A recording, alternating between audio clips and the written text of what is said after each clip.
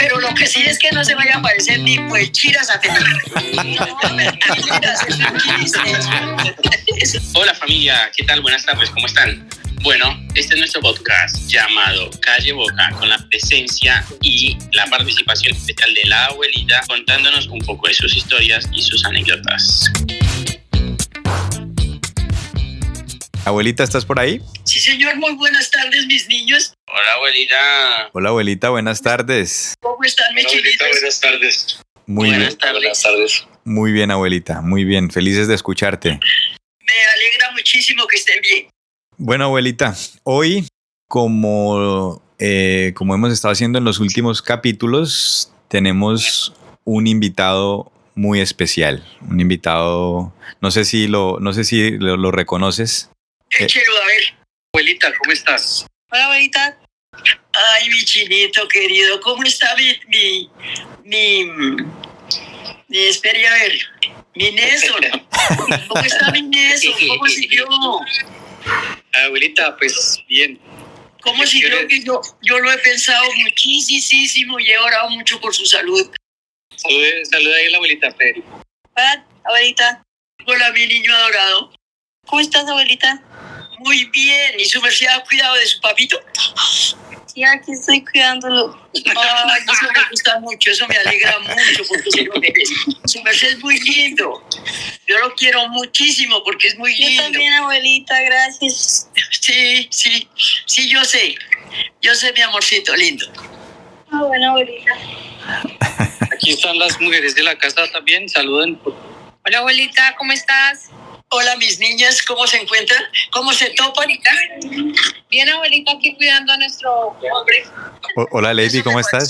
Me parece muy bien. Que está convaleciente por estos días.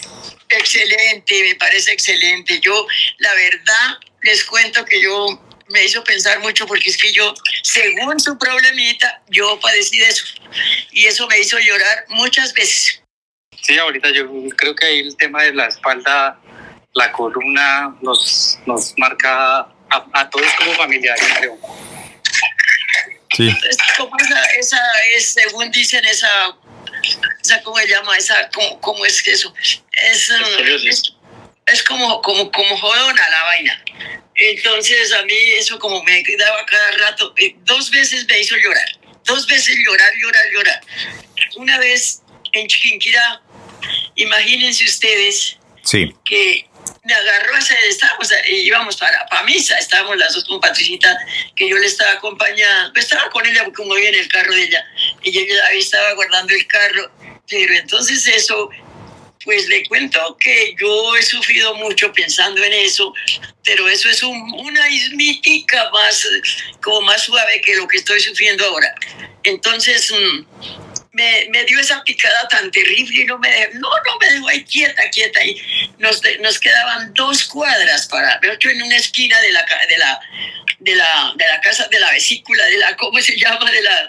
En una esquina de la ay Dios mío, de la parroquia, Basílica. de donde viven los curitas. De la vesícula. Una picada terrible y yo no me podía mover. Y Pati era toda angustiada, mamá, pero ¿qué hago? ¿En qué la llevo? ¿Qué hago? En un carro, pero imagínese a la iglesia sería. Y me hizo llorar. Yo sí entiendo, mi chinitico, porque yo sé lo que es eso. Entonces yo le pedí mucho a Diosito, he orado mucho por su merced, pues por todos, pero por su merced porque es que eso es terrible. Sino que eso, digamos que uno le dan droguitas o algo y le pasa, pero a mí hace tiempos no me da porque me daba muy seguido, pero me hacía ver el sol. Sí, papito, por eso yo lo he sentido muchísimo. Pero ya mi Diosito ya le va a dar su salud. Mi Diosito ya le va a dar su salud. Y con el cuidado que le tienen todas esas personitas que están en su alrededor, ¿para qué le cuento? Gracias, abuelita. Sí, señora, así es. Bien cuidado. Sí. Por Diosito lo primero. ¿Qué es lo primero? Es lo que aprendí. Sí, señor. Nuestro invitado es Edson, ya la abuelita lo descubrió. Qué maravilla, Dios mío, eso me encanta. Bueno. Y oírlo como mejorcito, porque ay, madrecita, que estuvo pero muy mal ese chinito, Dios santo. Pero ya, confianza en Dios, ya va para adelante. Ya va para adelante. Abuelita, su merced tiene como de pronto una suscripción con el Diosito, porque tiene muchas oraciones siempre por muchas personas. Ave María, Ave María. Yo siempre los encomiendo mucho, mucho a todos, pero así como el cuento, el que lo vea, al que vea con más necesidad, entonces yo como que más le pido, como dijo Carolina, al chiñol y la bachita. Enfoca recursos en ese, recursos celestiales en ese, Sí, señor. En ese paciente.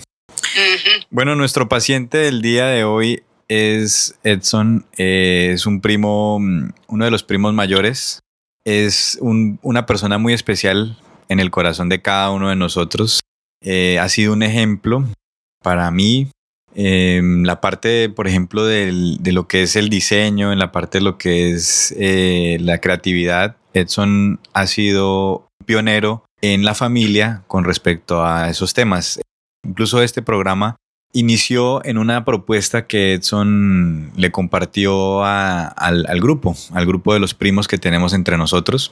Edson siempre ha sido una persona muy creativa y esa creatividad nos la ha compartido a la familia, y parte de esas ideas que hemos hecho nosotros ha sido uno de los artífices y creadores y que han dado esas propuestas vienen de Edson.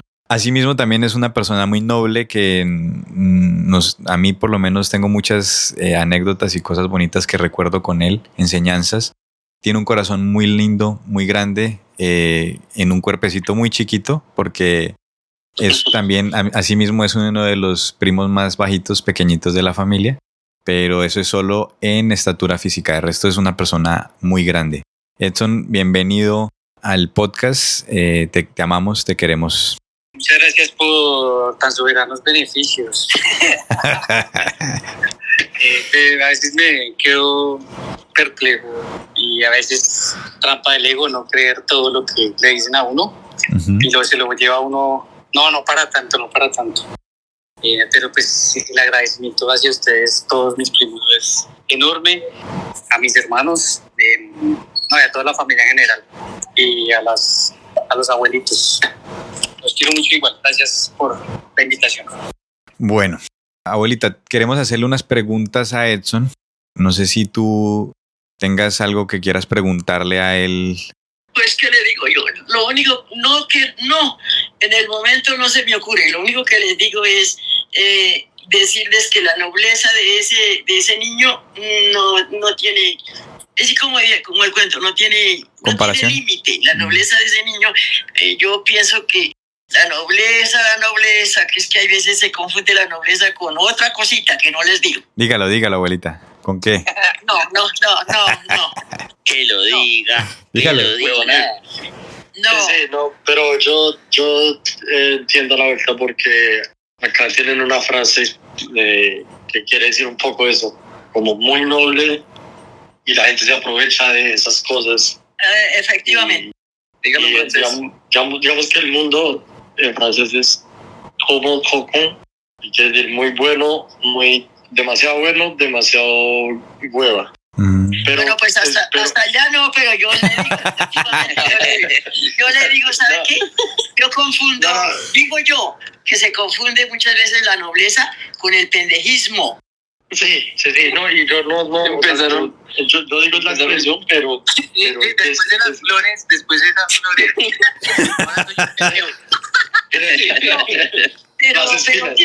pero venga, Edson, yo no lo digo por su merced, que se confunden, no, que nosotros los que lo tratamos, los que no, bueno, somos los que hacemos eso, confundimos.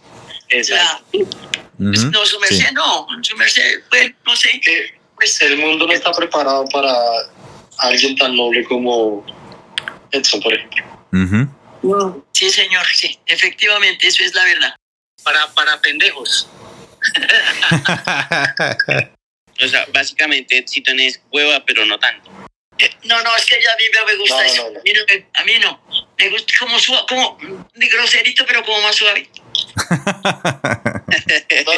Yo traduje la expresión en francés, pero no es lo que pienso. Pero no. No, sino que cada uno tenemos nuestra manera de ver las cosas. Pero para mí, es que, ¿cómo les explico yo a sus mercedes? Es que yo no... Como que para mí es muy terrible las no groserías, sino las palabras feas. Se me hace como espantoso. Para mí es eso, pues no puede ser cosa grave, pero digo, para mí eso no me gusta, mejor dicho. Perdona, Abuelita. No, mis chinitos, no. Sí, perdona, Ustedes son libres de hablar, así es cierto, a su manera, con que tienen, a su manera, y yo pienso a mi manera también. Entonces yo entiendo a mi manera y ustedes actúan igual. Entonces, no, por eso no se preocupen, mis chinitos, hagan lo que tengan que hacer, digan lo que tengan que decir, y yo los entiendo, porque creo que con esta viejera. Con la sabiduría que tienes de los años nos logras entender, abuelita. Sí, mis amores, sí. Bueno, entonces volviendo a nuestro invitado, queríamos preguntarte cómo te defines tú como persona. ¿Qué te podría definir a ti? No, es algo difícil. Porque no, pues yo, es la verdad, soy una persona, creo yo, bastante, pues creo que uno tiene un defecto y es hablar de precisamente verse lo malo. Sí, ajá. Yo, por ejemplo, digamos, tú me pides una descripción, yo voy a decir de una vez que soy inseguro. Ajá.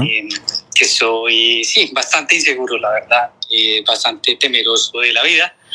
Y pues, pero digamos como que es un defecto, ¿no? Verse uno siempre esos defectos, yo me veo muchos, he aprendido mucho ahorita a valorarme desde que soy padre. Uh-huh. ¿Por qué? Porque siento que uno puede enseñar, incluso mi hijo me enseña mucho más a quererme. Entonces, yo me defino como una persona creativa, bastante noble, en el sentido, no, aquí me limpio el ego. Obviamente no quiero decir, ay, no, es que usted, claro, como es noble, es buena gente, no, pero sí creo en la ayuda. Me considero pronto solidario, una persona solidaria. Uh-huh. Sí, más que eso, de pronto una palabra de solidaridad, de amistad, de buena onda, por así decirlo también. Y ya, aprendiz del mundo. Un poco de vainas acá porque pues da pena, pero bueno. Ok. Yo no he dicho nada, pero Edson es mi hermano mayor, ¿no? Así que, hola Edson, hola hermano. Hermano, ¿cómo estás? Sí, Nosotros nos hablamos así, no es como que no nos queramos. Esa puede ser una definición, hermano de Pipe. Claro. Uno de sus defectos. No. O bueno, sí, tal vez. Federico también quiere saludar. Hola. Hola, Fede. Hola, Fede. Hola, Fede. ¿Están? Muy bien, aquí entrevistando a tu padre. Bueno. ¿Cómo definirías tú a tu papá? ¿Qué? ¿Cómo definirías tú a tu papá, Fede? Pues amable, cariñoso, creativo, y ya. Diga algo malo, yo sobrando riendo. No, mentiras. Aquí Fede la pasamos ya bien. ¿Sí notaron que está cambiando la voz? Sí. Sí, la verdad sí. Y habla igual a Felipe. Habla en serio. Sí. Pero lo que sí es que no se vaya a parecer ni puelchiras a Felipe. No, mentiras, es un chiste. No, Felipito es muy buena gente. Es un chiste. No, pero... Abuelita, unos chistes buenísimos te has lanzado. No, yo quiero mucho al Felipe. ¿Para qué le digo que no? Mejor dicho, ustedes saben que yo los quiero a todos. Sí, eso está claro. Si me odiara, abuelita. No puede ser. Yo he querido siempre al Felipe. Abuelita, el Felipe. Uy, no, pero ahí sí me dejaste quieta, abuelita. ¿Por qué? Pues con ese deseo, ¿Ya? con esos deseos que que le da Federico, que no se parezca al tío. No. Es que por eso le digo que es un chiste. Es que No, pero sí, tienes razón, abuelita, yo no soy ejemplo a seguir de nadie. ustedes tienen que reconocer que yo siempre he sido una persona, como les digo yo, como de ambiente, como exagerada, pues un poco en ese sentido. Entonces ustedes ténganme paciencia, mis chinitos, ténganme paciencia. Tranquila, abuelita. Tranquila, abuelita. Está bien. Yo les digo es por echar chistecitos así. Y nos gusta que hagas esos chistes, abuelita. Es muy chévere. Porque yo no puedo faltarles al respeto jamás, porque sería un mal ejemplo. Porque si sus mercedes me faltan al respeto, ¿a quién me quejo? Pues yo misma, porque yo les insistí, les enseñé. Entonces, no, yo no. Por ahí un chistecito No decente. No se me preocupe, abuelita. Un chistecito decente. Eso. Es que yo siempre molestaba al Felipe. Tranquila, abuelita. El Felipe. ¿Qué más sigue, Poli? Hablemos, por ejemplo, nos estás contando que has aprendido un montón de cosas en esta etapa de la paternidad. Empezaste a verte de otra forma, cambiar cierto. Pero Juli, yo tengo de pronto ahí antes Ajá. de pasar allá. Creo que Edson vivió en Cogua, ¿no? ¿Ah, sí? O algo así. Con la abuelita. Creo que o Sí, yo viví en Cogua como hasta los 10 años, creo, en Rodamontal, con mi mamá. Sí, hasta los 10 años con Diego y luego nos fuimos a Bogotá. Pero digamos en Rodamontal, pues. Donde los abuelitos Alfaro. Sí. Pero ¿y qué recuerdos tiene de la casa? ¿Cómo eran esas casas de antes ahí con la convivencia así con la abuelita, con los abuelitos, con los tíos? No, ellos siempre me han querido, pues, o sea, yo, digamos, como que nunca vi conflictos así como, pues, mis tíos siempre me han querido harto, la verdad. Mis abuelitos también. Obviamente tengo mucha más cercanía con mis abuelitas, pues. Mis abuelitos, Próspero y Eduardo, pues sí, como esa, no sé, soy más cercano como a las mujeres. Esa mi abuelita, ella y mi abuelita Irma. Y pues, no, era pues una nostalgia de un pueblo. Pues, cuando fuimos a vivir a Bogotá ya había un choque grande porque pues nosotros así bajados con el espejo del monte. Entonces, por ejemplo, había un citófono y nosotros, uy, ¿qué es eso? Era un choque de realidad. Usted nunca había ido al aeropuerto, imagínate, pues entonces donde fuimos a vivir, pues a la hora de ver como la ciudad, pues era pues ¿Ustedes como, nunca habían ido a Bogotá antes de eso? No, solo Monserrate y ya. Lo que yo iba a preguntar, pues tanto a la abuelita como a mi hermano, que como la diferencia entre eso, como el crecimiento de un niño en el campo y ahora, no sé, Federico, que bueno, sigue en el campo, por decirlo así, no es una gran ciudad, pero ya es diferente. Sí, pero mi pregunta iba un poco en el mismo sentido, porque pues vivir hasta los 10 años implica estudiar también en un colegio de pueblo. Colegio rural. Una educación y una formación inicial. Pues, son años muy importantes para la formación como persona, esos primeros años de vida. Y cómo fue el choque llegar después a una ciudad, a un colegio grande, donde además, pues porque en el pueblo hay menos diversidad de personalidades, de orígenes, pero en la ciudad pues está como ese choque, ¿no?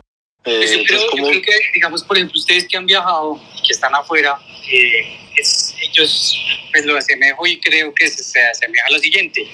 Tú llegas a otro país o a otro estado, pues por otra metrópoli, y tú te sientes solo y creo que te quieres devolver. Yo siempre quise volverme a Cogua, o sea, era como, me sacaron de allí donde no quería estar acá, y pues además estábamos con mi hermano y pues a nosotros como que hacer amigos nos costaba. Después, digamos, crecimos y sí nos volvimos muy amigueros de la gente, pues.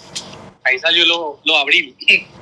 Entonces, como que ese impacto allá sí fue como de sentirse uno solo, además, porque mi papá salía a trabajar, entonces quedamos como con mi mamá otra vez, pero solos, porque allá teníamos a mi tía Lilia, y estaba mi abuelita Gilma, mi abuelo Eduardo.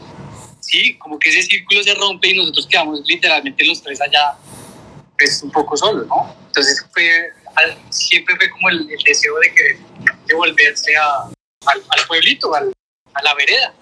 Y por ejemplo, te iba a preguntar, Edcito, ¿sabes? O sea, ¿recuerdas, se fueron ustedes a Bogotá por el trabajo del tío Carlos? ¿O por qué? Como en búsqueda de vivir en una, digamos, como cuando uno se va a la ciudad para buscar mejores oportunidades o algo así, o... No, eso ya, pues yo creo que eso es lo deberá responder mi papá y mi mamá. Pero que tú recuerdes. Pues de adultos, por así decirlo, como de... Ajá. Sí, de pareja como tal, y pues bueno, nos vamos a vivir y pues vamos a llevarnos a nuestros hijos, y pues ahí ya como que pues eso es lo que yo veo y pues creo que fue así, ¿no? Ajá. Como que se formalizó ahí la relación de mis padres, y pues ya ahí como que arrancamos pues esa vida en familia.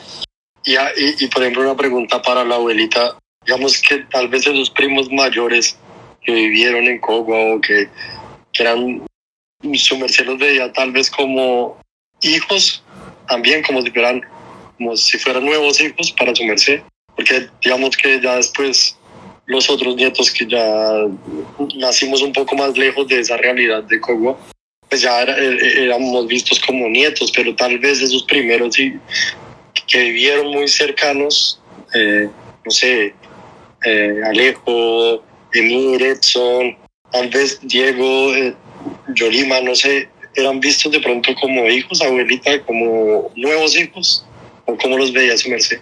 Pues la verdad, yo siempre los vi como el cuento, de una sola manera. Yo para mí siempre, nunca dije yo, este es mi hijo, nunca.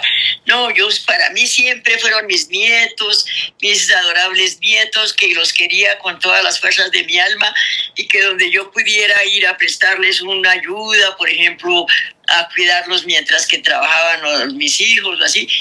Mis hijas, pues, yo lo hacía con muchísimo gusto, pero yo nunca... Yo no sé, es que yo soy una persona como extraña, no sé, yo nunca los sentí como hijos. No. Tal cual, mis nietos siempre han sido mis nietos, para mí, mi familia, mis 10 hijitos, mis 30 nietecitos, mis 24 bisnietecitos, pero nunca, nunca les cambié de sitio. No, para mí eran nunca los sentí como hijos. De pronto lo que se refería a Tatico no es tanto como hijos, sino como los bebés de la casa. Era también con respecto a la educación, por ejemplo, porque a veces cuando las familias son así, los nietos viven con las abuelitas, la abuelita tiene una gran incidencia en la educación más directa de lo que podría hacer con los nietos. Pues a mí la preguntita sí me va a costar como difícil contestarla por lo siguiente. Ajá. Porque lo que yo les digo, yo pues si de pronto prestarles una ayudita por ahí en ciertos momentos, pero yo no, ¿cómo le digo? Yo no pude como criar o como qué digo yo a los nietos, por la sencilla razón que cuando empezaron a ver los nietos, yo todavía tenía a mis hijos que los tenía que atender, que ustedes saben cómo era la cuestión. Claro. Entonces, no, pues prácticamente por ahí como el cuento, como unas casualidades, pero no que yo haya podido decir, bueno, yo cría yo cría aquello. No, mis amores, no. El asunto, pues, por ejemplo, es en lo que le decía yo de Alejo, pues siendo Alejo mi nieto mayor, y el Chinito, así por ahí como otros amigos por ahí, Chito también ha sido muy, pero muy noble. Entonces esas cosas como que, pero no es porque diga yo que... es que primero está Alejandro que todos los demás. No. Para mí todos mis nietecitos y mis hijitos, todos valen lo mismo que vale el uno, valen todos. Entonces yo no le puedo decir a su merced que yo los ayudé a criar, porque no, por ahí lo que le digo, que si se ofrecía el caso de que yo les prestara por ahí un servicio a toda carrera, o que por ejemplo los llevaran a la casa y los tuvieran unos 2-3 días mientras que hacían ellos sus cosas, sus estudios, porque también ellos estudiando, y ustedes saben cómo fue la cosa, que la cosa de mía, lo que fue mía, eso no fue tan fácil, eso fue un poquito como difícil. Entonces, si mi situación fue difícil, echen de ver que qué les podía yo ofrecer. Entonces, no, mis amores, yo a ninguno, digo yo, a él sí lo crié. Mis amores, pues yo me acomedía de vez en cuando a darle si me lo dejaban un día, a darles el teterito, pero no más. Sí, mis amorcitos. Sí, ahorita que dices eso, abuelita, pienso que nosotros, no sé, como que tu casa, la casa de la abuelita fue en muchos momentos como una guardería, una guardería de bebés. Nos llevaban allá que nos cuidaran mientras nuestros padres seguían pues en sus labores de estudios, de trabajos, de bueno, en fin. Sí, mis amorcitos, ahí por ese lado tienen razón. Sí, los llevaban y por ahí, eso sí, lo que no los dejaba era que se agarraran. Eso sí, ay, Dios mío. Solamente el Felipe era el que era jodón con el chinito Camilito. De resto, no.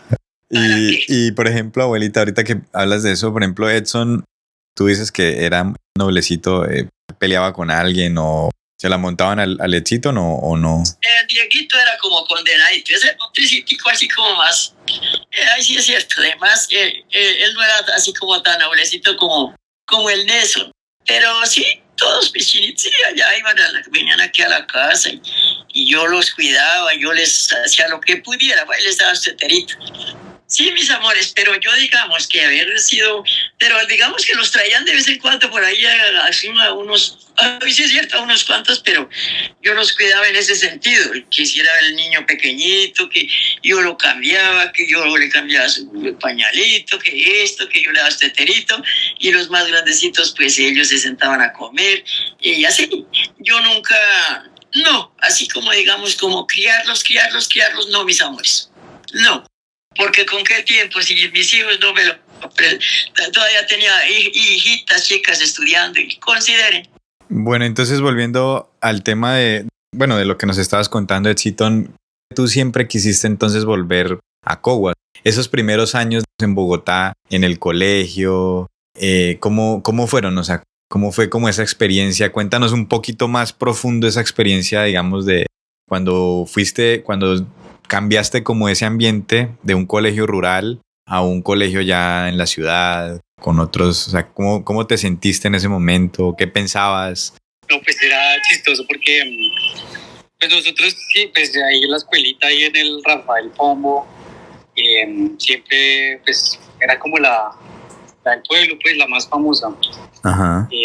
¿Cierto? Y pues éramos queridos, o sea, pues uno ahí sí va haciéndose querer, ¿cierto? Y pues encontrarse uno en Bogotá ya pues solos, como lo que te decía, sin abuelitas, sin nada, y pues ahí sí fue difícil. Entonces yo me acuerdo mucho cuando pues conocí un Atari.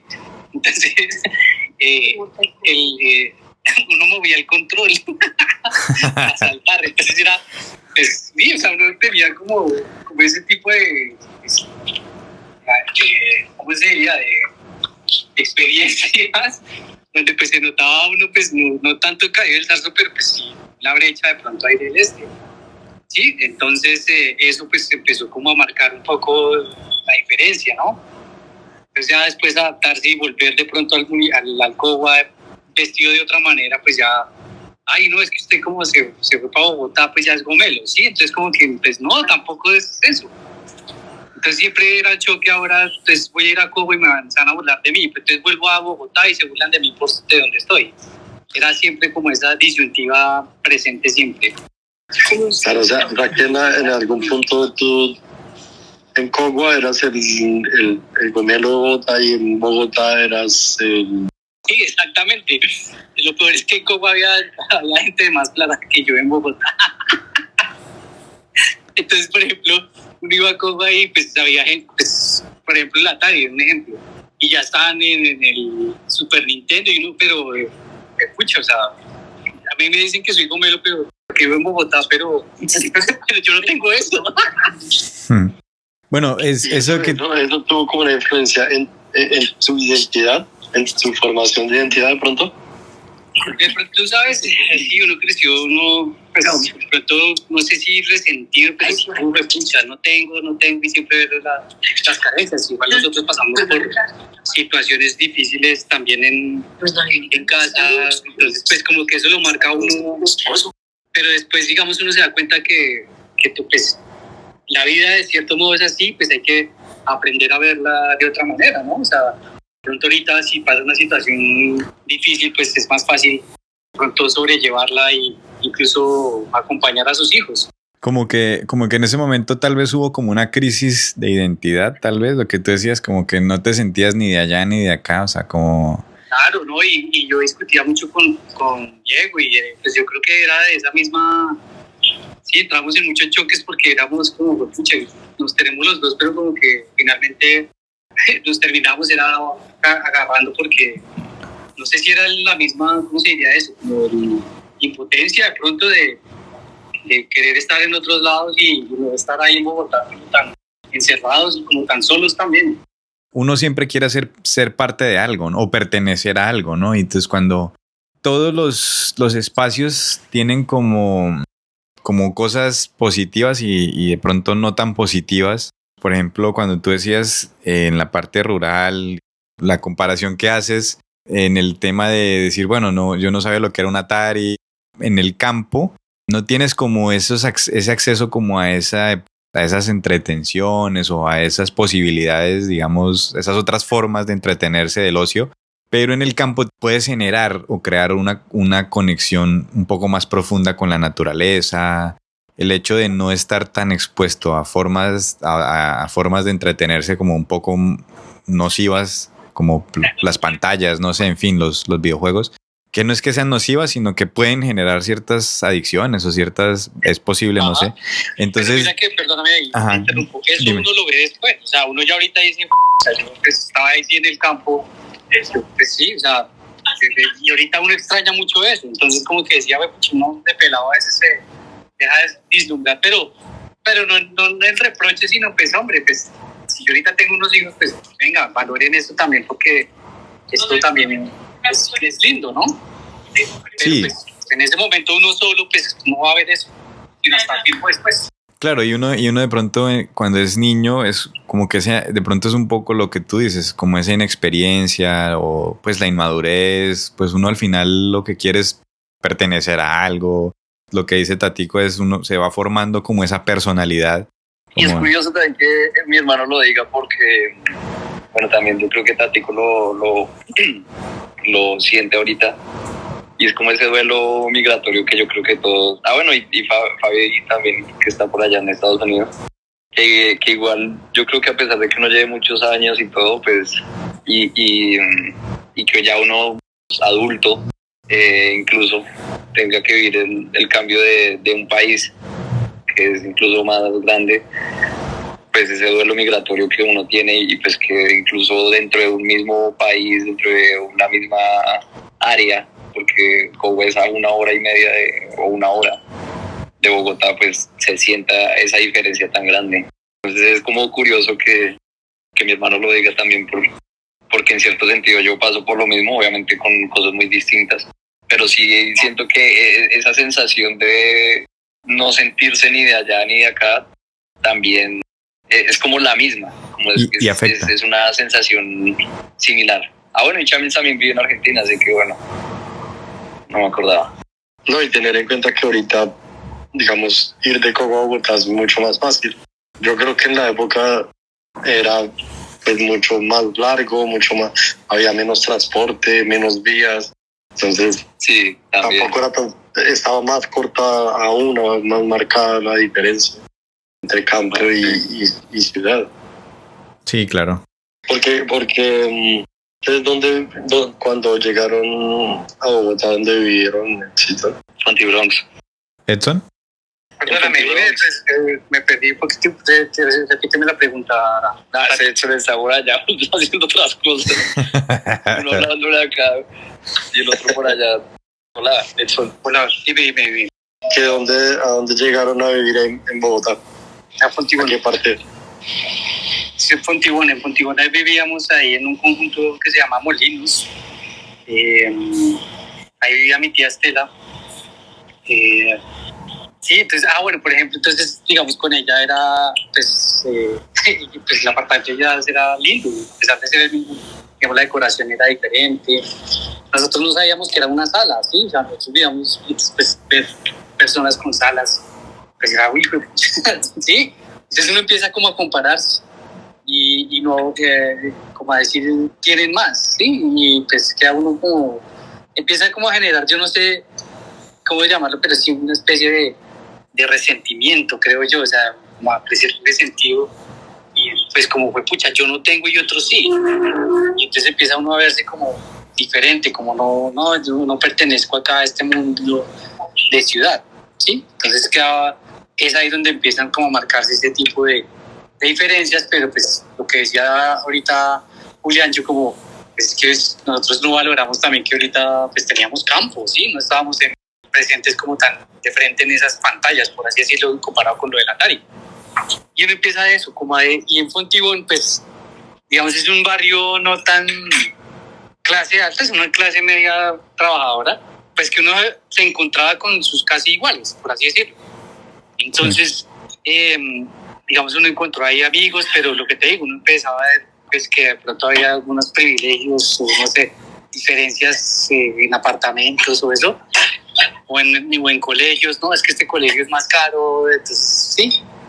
Empiezan no sé cómo llamarlo, pero sí un ejercicio ahí social de comparación. Como iba a decirles, no sé si esté como muy adecuado, pero digamos, no sé si eso pase o esa es una dinámica que ocurre cuando en las grandes ciudades o digamos como de pronto socialmente como ese aspiracionismo, tal vez puede ser como una consecuencia de la cultura, no sé. Eso creo que es algo muy occidental. Una vez alguien me decía que no es ese aspiracionismo, es algo que heredamos de la cultura occidental, de ir como superando, de ir creciendo, de que salimos de algún lugar y salimos a un lugar mejor. Entonces, y empezamos como a, no sé, tal vez ese pensamiento hace que uno empiece como a ver primero esa brecha de diferencias, lo que dice Ziton, como ver esas diferencias y decir, pero yo no tengo esto. Pero también empiezas a darte cuenta que tú tienes algunas cosas que en el círculo social en el que estabas antes del que saliste ya no las tienen. Entonces es como que empiezas, no sé, se genera como esa sensación de creer que pues uno está un poco mejor, por así decirlo, entre comillas, porque salí de ahí, entonces ya no estoy ahí. Entonces como que a uno, y obviamente eso supongo que se da cuando uno es un niño, ¿no? Que tiene como esa sensación de que va mejorando, de que irse para la ciudad es ir mejorando.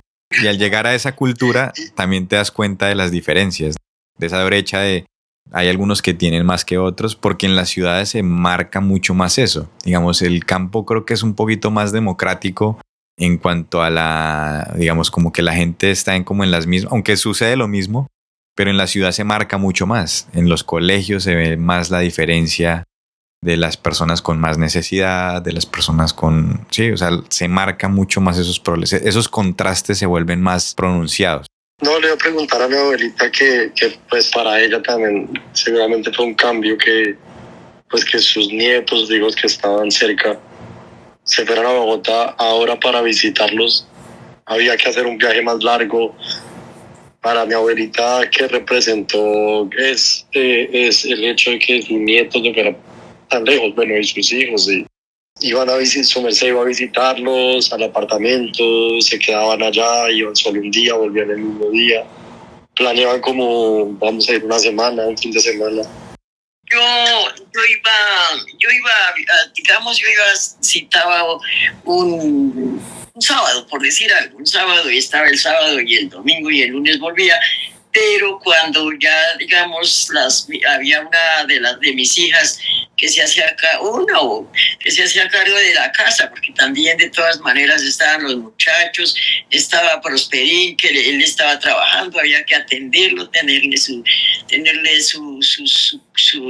comidita a tiempo y todo. Entonces yo iba y los visitaba y de pronto por ahí le ayudaba a mi hija a hacer algo por ahí, y de pronto salí, según el niño. Digamos, por ejemplo, cuando nació su merced, yo fui a atender a Juditas, pero ya le digo, pues sabiendo que había quien atendiera allá aquí en casa, y yo iba y la atendía por ahí unos 8 días, y ya su mercedcita atienda y como pueda, porque ¿qué hacemos? Sí, mi amorcito lindo. es que ahí cuando, por ejemplo, cuando mi abuelita iba y se quedaba allá donde mis tíos, a mí me daba como, ¿por qué mi abuelita no viene acá? No, y tenía razón, porque desafortunadamente todo, yo creo, sus mercedes, yo los imagino que todo el mundo padecemos de eso, de una cierta como, ¿cómo le digo yo? Como una cierta como envidia, como tristeza, como de pensar que será que ese tío o esa tía vale más que mi mamá, o en fin, yo lo comprendo, yo lo considero porque yo creo que todo el mundo de una manera o de otra hemos pasado por esas. Pero yo, por ejemplo, yo iba mucho, ya después, nosotros, por ejemplo, teníamos un negocio con María T, que yo iba, pero yo sola, porque imagine, Prosperín, él no tenía derecho de salir, porque él, pues, trabajando en la empresa, y cuando trabaja en la empresa, trabaja aquí en casa. Sus mercedes saben cómo era la mano. Entonces, teníamos un negocio que yo iba a pasar la Navidad allá a la casa de allá a Boyacá, allá a su casa, iba a pasar la Navidad y pasaba la Navidad y nos íbamos para Cogua, nos veníamos para Cogua al Año Nuevo, o lo contrario, ellos venían para la Navidad y yo me iba con ellos a pasar el Año Nuevo allá, pero lo que le digo, yo sola, porque así como el cuento, de pronto por ahí algún chicorio los llevaba conmigo, así, pero generalmente no, yo iba sola, teníamos ese como compromiso, pero digamos que lo que le digo a su merced, pues todavía tenía muchachitos estudiando, chinitas chiquitas estudiando, y pues sí, por ahí María Teresa, que ella fue una personita muy juiciosa, ella atendía, digamos que si yo salía, ella atendía en la casa, atendía todo lo que hubiera que atender, que la comida, que si había que lavar la ropa, que lo que hubiera que hacer, ella lo hacía. Claro que en compañía de las hermanas, porque las otras hermanitas de ella las acostumbraba a que ayudaran. Pero digamos que lo que yo les digo es que sus mercedes tienen que entender que, digamos, 10 hijos en 16 años, que así fue, la niña cuando nació Sonita, digamos que María Teresa cumplió 16 años el 16 de septiembre, el que yo ya hasta se me olvidó, el 14 de septiembre, y Sonita nació el 16 de septiembre a los 16 años. Uh-huh. Entonces eche cabeza, pues qué tan mayor era la chinita, la Teresita, para que se hiciera cargo de la casa. Mientras que yo salía, pero ya le digo, así poquito, iba un sábado, y el sábado y los visitaba, y de pronto, pues por ahí les ayudaba en alguito, y ya el lunes me tenía que venir. Las chinitas estudiaban, o el domingo por la tarde, porque las chinitas, las que estudiaban, y tampoco la chinita, y para hacerse cargo de la casa, pues no. Esa era mi vida, su mercedcito lindo. Abuelita, me causa una duda, de los hijos que primero se fueron de la casa, ¿quiénes fueron? Porque tú decías que cuando te ibas de la casa, la que quedaba en cargo de atender como las cosas de la casa era la tía Tesoro. Sí, mi amor, pero... Supongo yo... Ajá. Sí, dígame. No, que, o sea, suponiendo que mi mamá era de los hijitos chiquitos, mi mamá es la menor, de los que todavía estaban por ahí estudiando o que todavía vivían contigo. Entonces, ¿cuáles eran los hijos que se habían ido de la casa? O primero, o sea, como cuáles eran los que tú ibas y visitabas. O sea, ¿qué hijos se fueron primero de la casa? María Teresa, ella terminó su bachillerato, ella se casó y se fue para Tuna, ella se fue para Tuna. Y entonces ella pues hizo como el cuento. Eso sí a mí me hizo mucho sufrir, vivir en Santilla. Y ella duró el día que se fue, duró todo el día llorando, sin comer nada, porque no, digamos, mientras que se salía, porque a ella le costó trabajito y a mí también, porque imagínese. Pero ya, entonces uno como que se va acostumbrando cómo son las cosas y qué es lo que debería hacer. Y sí, ya entonces ella sí tenía, digamos, ella tenía 19 años cuando, bueno, como 20 años. Entonces, imagínese, ella terminó a los 19, pero se casó al momentico y se fue. Y entonces, imagínese, Sonita tenía 4 años, pues que a ella había que cambiarle su pañal y todas esas vainas. Y las otras chinitas estudiando en la escuela y los muchachitos. Y yo por ahí de pronto al barín